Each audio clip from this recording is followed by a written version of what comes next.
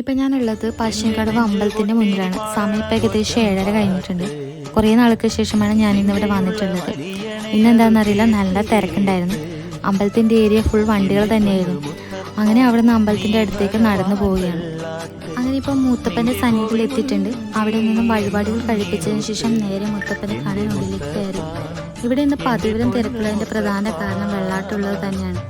അങ്ങനെ പുഴയിൽ പോയി കാല് കഴിയതിന് ശേഷം ഉള്ളിൽ കയറി മുത്തപ്പനെ കണ്ട് കുറിയും വാങ്ങി നല്ലവണ്ണം പ്രാർത്ഥിക്കുകയും ചെയ്തു. അത് കഴിഞ്ഞ് അവിടെ നിന്ന് നേരെ പോയത് പ്രസാദവും ചായയും കുടിക്കാനായിരുന്നു. ഇവിടുത്തെ പ്രസാദമായിട്ട് തരുന്നത് വേവിച്ച പയറും തേങ്ങാപ്പൂളുമായിരുന്നു. അതിൻ്റെ കൂടെ ചായയും.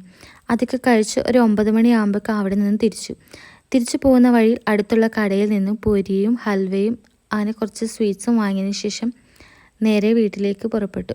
അപ്പോൾ ഇന്നത്തെ വീഡിയോ ഇത്രയേ ഉള്ളൂ. വീഡിയോ ഇഷ്ടപ്പെട്ടാൽ ലൈക്ക് ചെയ്യുക, സപ്പോർട്ട് ചെയ്യുക. ഇനി മറ്റൊരു വീഡിയോയിൽ കാണാം. ബൈ.